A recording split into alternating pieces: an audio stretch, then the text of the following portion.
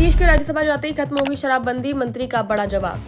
नीतीश के बाद क्या बदलेगी शराब नीति, मंत्री का चौंकाने वाला जवाब। जहरीली शराब कांड से सियासत उबाल पर, सरकार वर्सेस विपक्ष आमने सामने। बिहार में जहरीली शराब से हुई मौतों ने एक बार फिर राज्य की राजनीति को उबाल पर ला दिया है। मुद्दा अब केवल कानून व्यवस्था तक सीमित नहीं रहा, बल्कि सत्ता और विपक्ष के बीच तीखी राजनीतिक बहस का केंद्र बन चुका है। ऐसे समय में जब नीतीश कुमार के राज्यसभा जाने की चर्चा तेज है, सवाल भी उठने लगा है कि क्या आने वाली नई सरकार शराबबंदी कानून की समीक्षा करेगी। इन तमाम अटकलों के बीच राज्य सरकार के वरिष्ठ मंत्री श्रवण कुमार ने स्पष्ट रूप से सरकार का रुख सामने रखा है। उन्होंने साफ कहा कि मुख्यमंत्री द्वारा लागू की गई कोई भी नीति वापस नहीं ली जाएगी। उनका यह बयान न केवल मौजूदा सरकार की प्रतिबद्धता को दर्शाता है, बल्कि ये भी संकेत देता है कि आने वाले समय में भी शराबबंदी कानून में किसी बड़े बदलाव की संभावना फिलहाल नहीं है। श्रवण कुमार ने नीतीश मॉडल का हवाला देते हुए कहा कि इस मॉडल ने बिहार में विकास और कानून व्यवस्था को मजबूत किया है। उनके अनुसार शराबबंदी इस मॉडल का एक अहम हिस्सा है, जिसने समाज में सकारात्मक बदलाव लाने की कोशिश की है।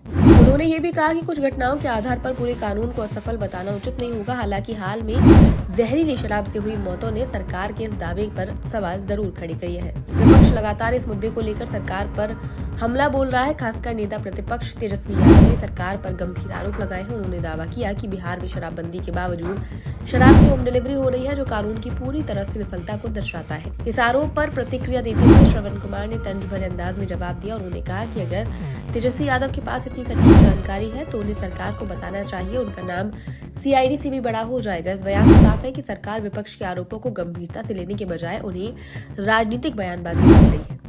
मंत्री ने जहरीली शराब से हुई मौतों को छिटपुट घटनाएं बताते हुए कहा कि सरकार ऐसे मामलों में सख्त कार्रवाई कर रही है। उनके अनुसार दोषियों को किसी भी हालत में बख्शा नहीं जाएगा और कानून का उल्लंघन करने वालों के खिलाफ कड़ी कार्रवाई जारी रहेगी। लेकिन यहाँ सबसे बड़ा सवाल यह है कि अगर कानून इतना सख्त है तो फिर ऐसी घटनाएं बार बार क्यों हो रही है। इसी सवाल के जवाब में श्रवण कुमार ने एक दिलचस्प तर्क दिया। उन्होंने कहा कि हत्या के खिलाफ भी कानून है, लेकिन अपराध फिर भी होते हैं। उनके इस बयान का मतलब ये था कि किसी कानून का होना ये गारंटी नहीं देता कि अपराध पूरी तरह खत्म हो जाएगा। कानून के साथ साथ समाज में जागरूकता भी उतनी ही जरूरी है। सरकार का मानना है कि शराबबंदी को सफल बनाने के लिए केवल प्रशासनिक कार्रवाई काफी नहीं है, बल्कि समाज की भागीदारी भी बेहद अहम है। इस दिशा में सरकार लगातार जागरूकता अभियान चला रही है ताकि लोग खुद इस कानून का पालन करें और दूसरों को भी इसके लिए प्रेरित करें।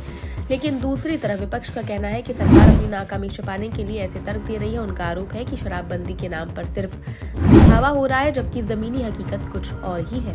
विपक्ष ये भी दावा करता है कि इस कानून के कारण अवैध शराब का कारोबार बढ़ा है, जिससे जहरीली शराब जैसी घटनाएं सामने आ रही है। बिहार की राजनीति में मुद्दा आने वाले दिनों में और भी गर्मा सकता है, खासकर अगर सत्ता परिवर्तन की अटकलें तेज होती हैं। ऐसे में देखना दिलचस्प होगा कि क्या नई सरकार इस कानून पर कोई पुनर्विचार करती है या फिर श्रवण कुमार के बयान के मुताबिक नीतीश मॉडल को ही आगे बढ़ाया जाता है।